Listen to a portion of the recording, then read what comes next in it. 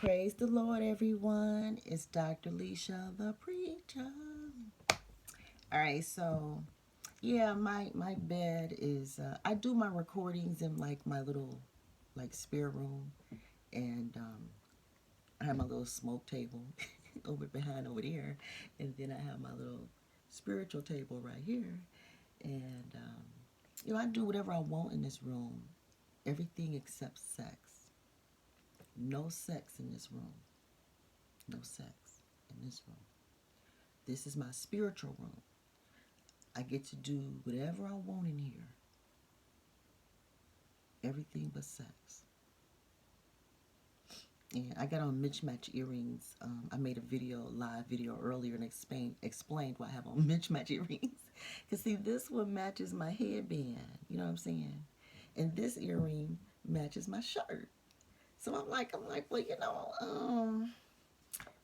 one of each.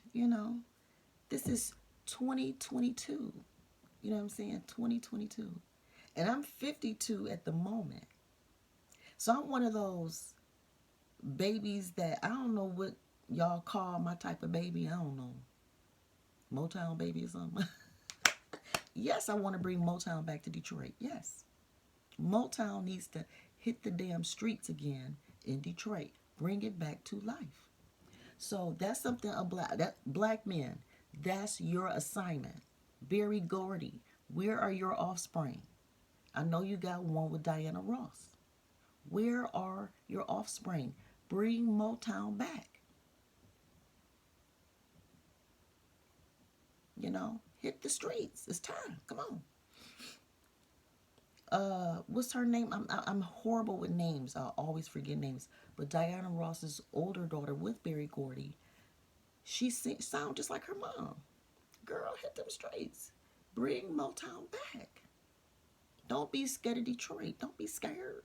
Don't be scared.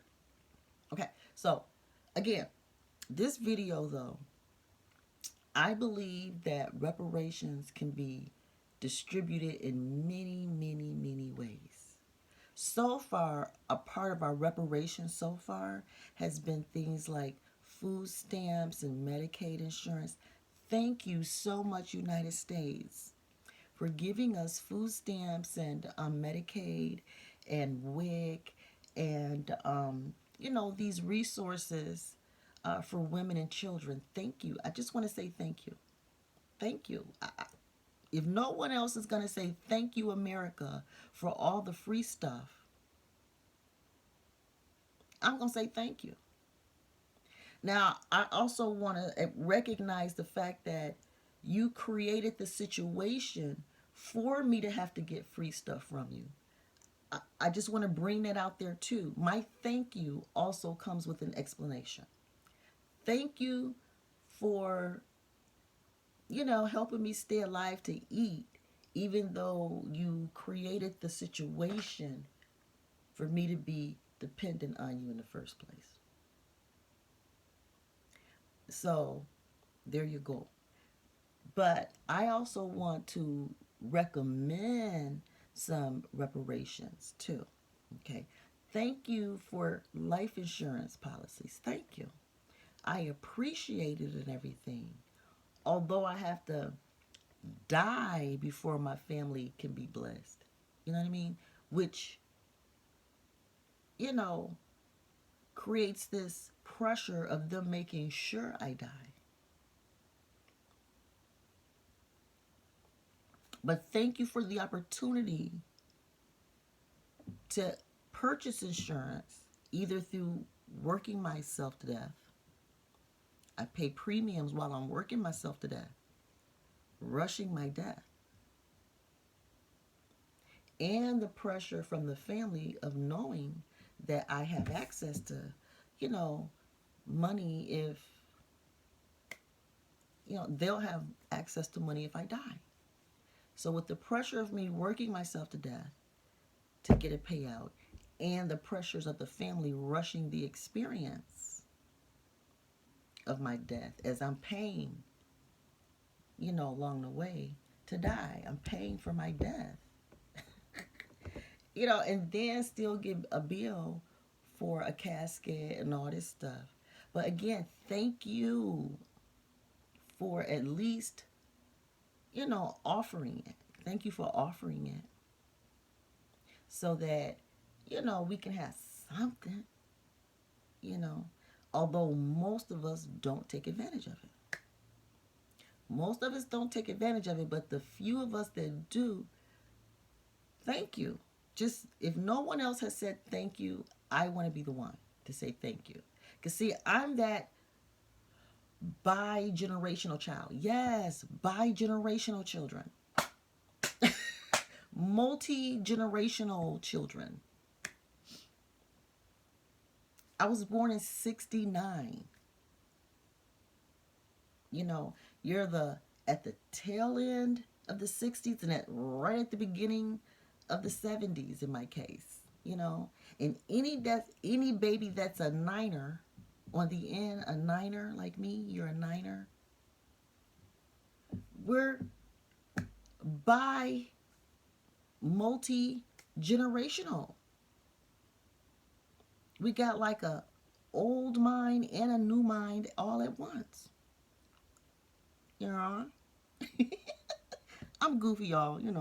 Y'all know I'm old, ugly, black woman, fat or skinny. I don't even know what I am now. I don't even know if I'm fat or skinny in the standards of the world. I don't even know anymore. So I don't want to, you know what I'm saying? Nappy hair, although I wear wigs. I wear a lot of wigs. I love wigs. I'm a performer. I got... Whew, yes, so the point is, I want the black family insurance reparation. Black family insurance reparation. The moment a person that is born, that is identified as black, meaning a person of color, black, a person of color,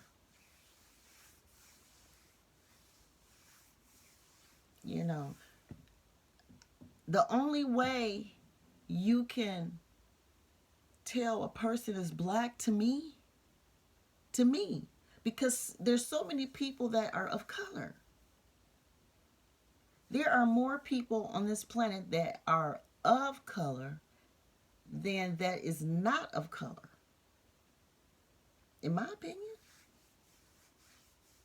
all over the world, all the people that are of color compared to the people of no color.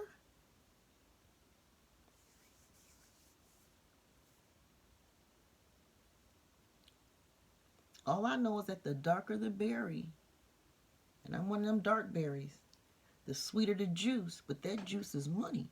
That means you can make money off of dark skin day and night. Day and night you can make money off of us. That's how the system is set up. Darker the berry, the darker this berry, the sweeter the juice. Juicing up somebody's pockets, juicing up somebody, making them rich. They don't realize they're not as wealthy as they think. They just rich as they want to be. They rich as they want to be, but they're nowhere near as wealthy as they expected to be.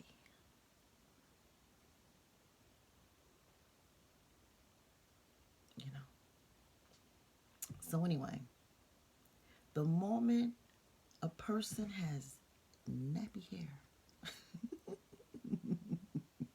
I mean, like, nappy from the roots. And see, I'm one of them people, my hair is not nappy coming out of the roots. My hair is straight coming out of the roots. It's more straight.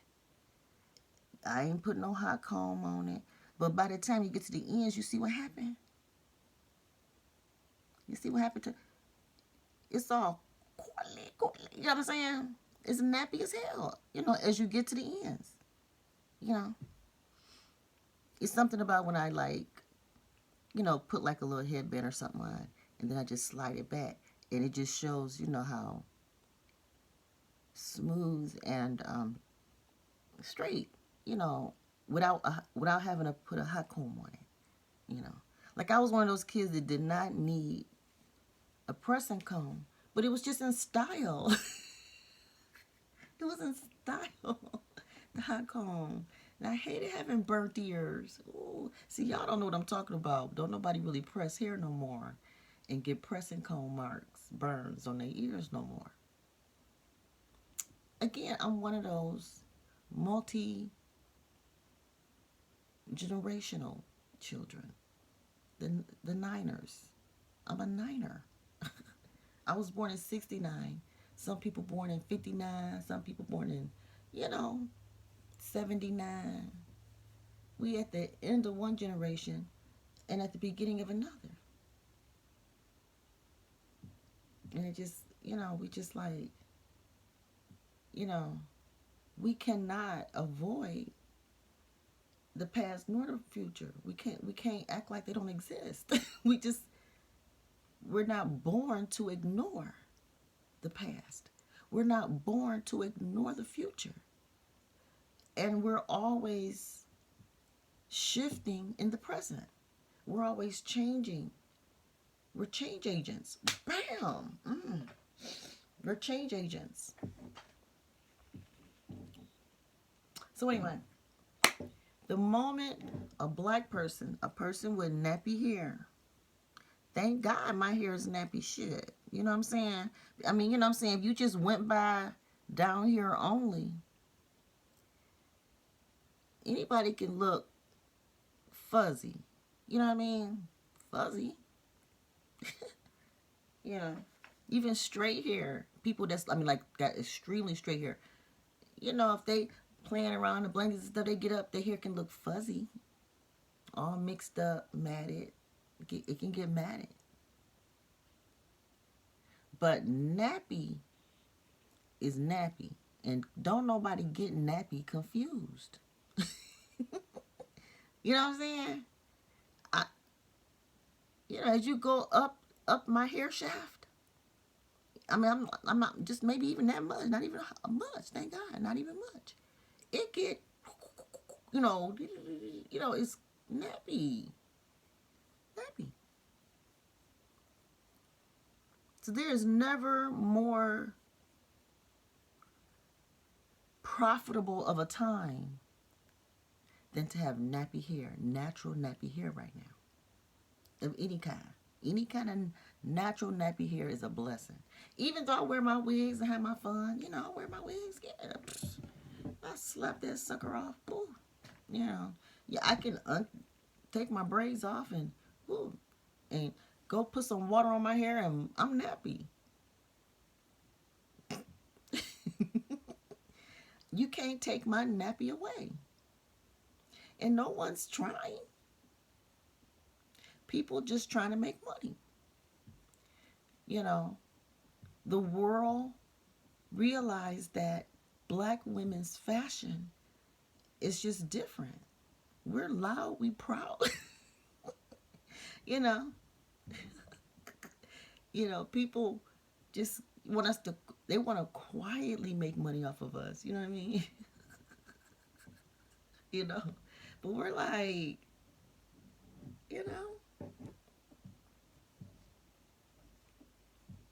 But getting back, I'm getting a little off, Y'all know I'm old and crazy and, ran through and, So those of you who are a certain way know to just ignore me and complain.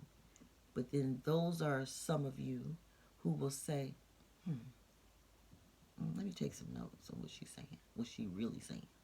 What's she really saying? Let me take some notes.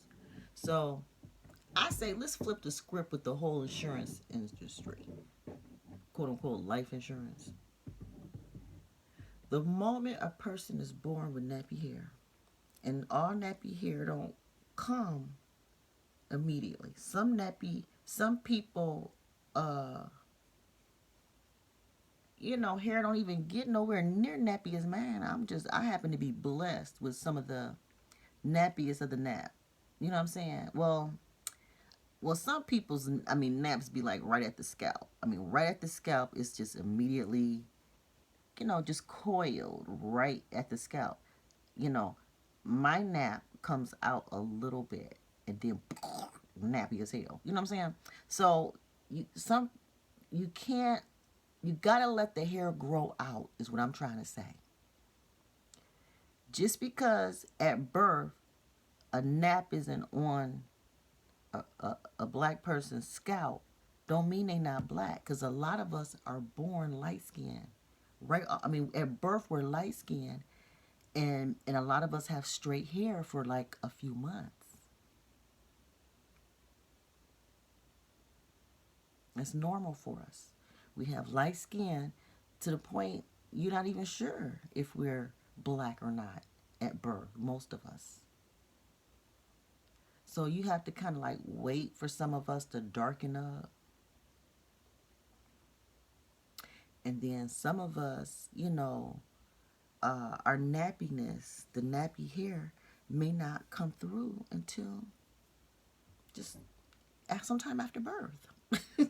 You just have to keep up with us. You know what I'm saying? You know, we're that diverse. We're very diverse people. But to be sure that you're dealing with a real black person, you're going to have to see some naps somewhere, sometime. Like my kitchen. This is what they call the kitchen. This is like the nappiest part of your hair. Is it, y'all? The nappiest part of your hair, the kitchen? Well, this is my kitchen. That's my kitchen. So, everybody's kitchen is different.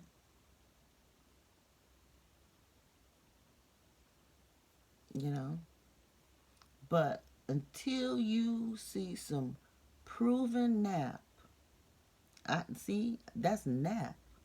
But my nap is combed out. It's combed out.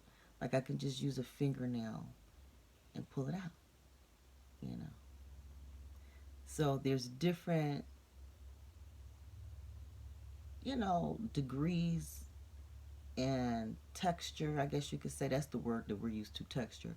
But I'm just saying that some black people's hair is straighter and some people hair is more coily. Like I'm on the coily nappy side. You know what I'm saying? But I don't have the nappies of the nappy. I don't have the nappies of the nappy. But you can tell I got some nap going on. It's easy to know that I am a black woman because look at that. I have to like really pull it out. And that hair don't want to stretch out. That's what I'm saying. Our hair don't want to be pulled out. Our hair don't want to be pulled out. Or stressed out. Our hair don't want to be out. It wants to be in. Word. It can't go back in the scalp, but it just wants to be close to its source. Maybe it's more protective of what's inside. I don't know. I'm just saying. We have to think. We got to brainstorm and think. But anyway, nap has value now. And some people going to say, oh, it's always had value. Girl, you ain't saying nothing new. And you're right. I am not saying nothing new. But we need to have a way to prove just how black we are at some point. We're going to have to prove how black we are. And I'm just suggesting nappy hair is one way to do it. Nappy hair. You can't fake nappy hair. Not this kind. Put me on the nappy hair reparations list. No, but life insurance. The moment a black person is born, you can either tell by skin tone. Some of us are born right on out, just as chocolate as all get out. And then some of us come out looking just as white as all hell get out. Because you have to wait for the skin to change to make sure it's going to be a black child. Damn. When you born with some color already there, mystery, problem solved. The sins of the mother remain hidden. Hey, I'm just making a video. I'm going to do a part 2.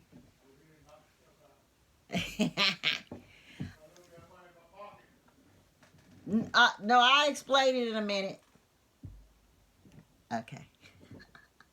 All right, guys. But yeah, the moment a person comes out of their mother's womb, their black mother's womb, because you can see the mother's black laying on the bed, a baby is finna come out. It's going to either be a boy or a girl in black. Whether you're a boy or girl is irrelevant at that point. Your blackness is more important at that point. Because your blackness is going to determine your insurance, family insurance policy. And so the moment you're black, we already know, based on the current laws of the land, what to expect of your life. You can expect to work like a horse until you die. So we already know what the narrative is, what the storyline is. We already know from the moment you're black and born. So why not create? So we've been living the negative side of quote unquote life insurance policies. Well, everything has a good and bad side. What's the good side? How can life insurance benefit the black family? What is it that they keeping from us? What should life insurance really be doing? How can it really help us? If I'm going to be paying into something like a premium every month, like a tax, sort of, But anyway, if I'm going to be paying some money into something every month, why can't it help me while I'm alive? Why do I have to be dead for it to kick in? So we need to rewrite life insurance policies where it benefits us while we are alive. Because when we're working, we're always paying into it. Put my paycheck to good use for me. Let me invest my paycheck in areas that benefit my family. Maybe some people want it set up where their families get stuff when they die because they already know they're making millions of dollars while they're alive. But if you don't make that much while you're alive, waiting to get a payout when you die, it just don't benefit nobody. It rushes you to your death. For the black family, that's our experience. So we need to reverse that shit where while we are alive, we have benefits so that we can, endure, live longer, live healthier.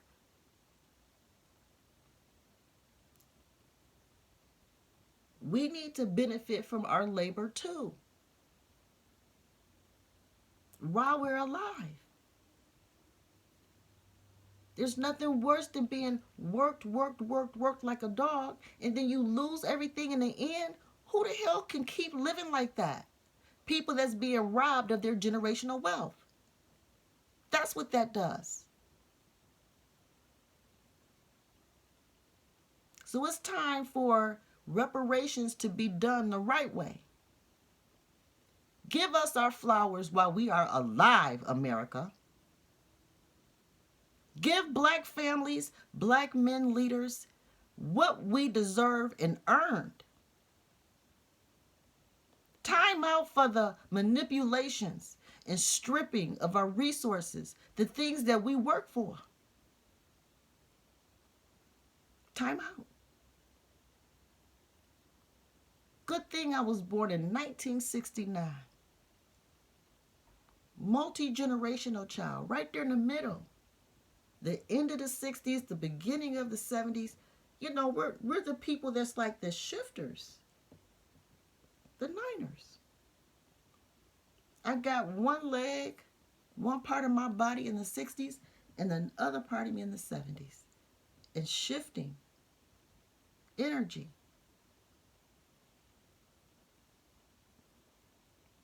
I'm caught right between old school and new school.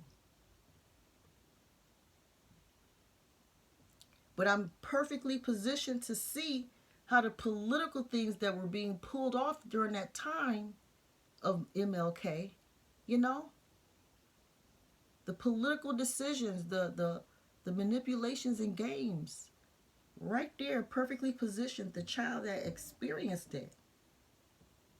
And now I'm seeing the outcome. I'm living and seeing the outcome of the decisions that were made during the time I was born. And if I don't speak about it now, then you guys are going to be led into another cycle of just being raped and robbed. Every good thing you do is going to be snatched away. Who can endure that? There is no benefit in working until you're dead and then it's all gone. Well, you can't take it with you no way. Well, I can leave it for my kids. How about that? I ain't trying to take nothing when I'm gone. I'm trying to leave some stuff for my kids. But the system is rigged.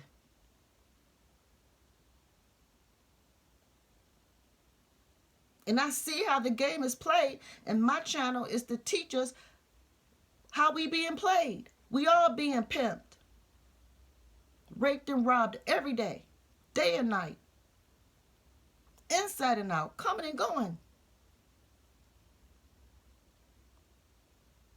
Time out for sitting around just letting this shit happen and just going to work and working ourselves to death and to lose everything any damn way. Well, I care. I wasn't raised like that. I happen to just know better. So I must teach better.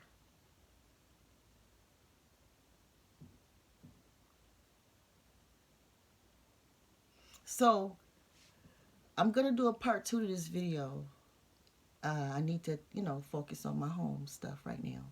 And I'm explaining how the black family life insurance policy should be set up.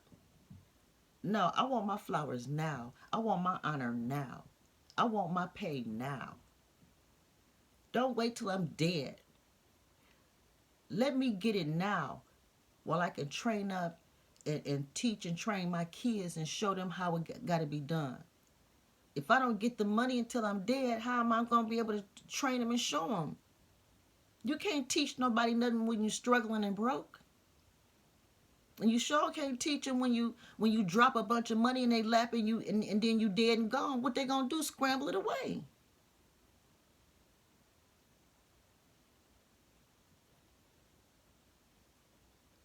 That's like simple math.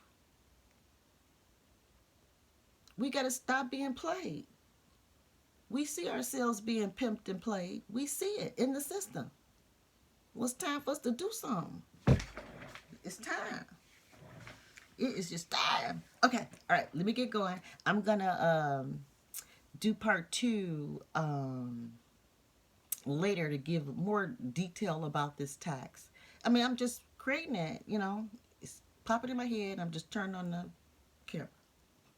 So is it well thought out? No. Heck, no. Yeah. So it's not really a tax. It's like a life insurance, I guess. Just we need our own kind. The life insurance policies that white people get, it don't work for us. We need our own kind of life insurance policy. See, white people can afford to pass out money when they die because they making all this damn money while they're alive too, and teaching the kids how to, run the business because they can afford to teach the kids. But if you working and your child is working, even if y'all do start a business, who got time to invest in themselves if they still trying to pull a 40-hour check too? But when you are in a different culture, nation than the black community, then you have the advantage of owning your store and then making your kids work the store because they isolated from the community anyway. So when you drop Indian families in the middle of a black community, yeah, they're going to congregate and stick together because they know they're not going to be accepted in the black community. They don't even want to mix with us. So yeah, they kids gonna learn that business, because if they don't learn it, they're gonna lose everything and they end up in the black community. You end up becoming, either you feed the people or be eaten by the people.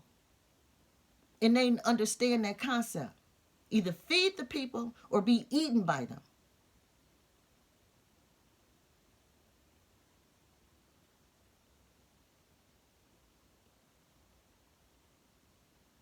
Okay, so again, when the laws change, then black families can show up and show out on this earth like we're born to do. All right, part 2 is coming up. I'll give more explanation as the Holy Spirit give me, as the Lord God give me what black people need when it comes to life insurance. I'm going to roll it out to you. All we doing is flipping the damn script. Every time one of our sons is murdered by his peers, we get a payout. Stuff like that. Flip the script. The stuff that they use against us, the things that they used to keep us from getting life insurance policies, it needs to be flipped. It needs to be the reverse. Every time anytime a black woman is raped, a payout.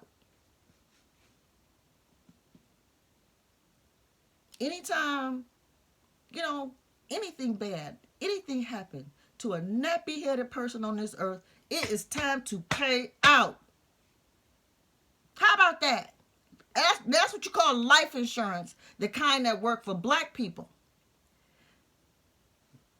The moment we get paid for every time there's harm caused to us, then we'll see crime rates go down.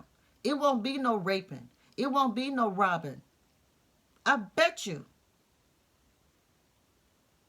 Instead of holding it against us when we're raped and robbed and treated bad, you hold it against us.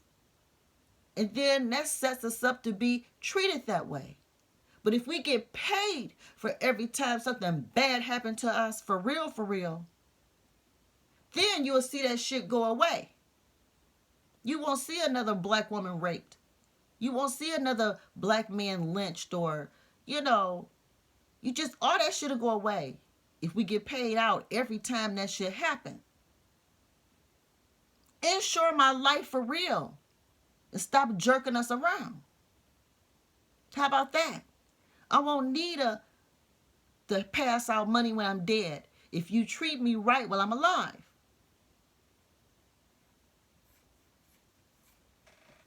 Okay, like I said, part 2 will roll out later. Love you guys.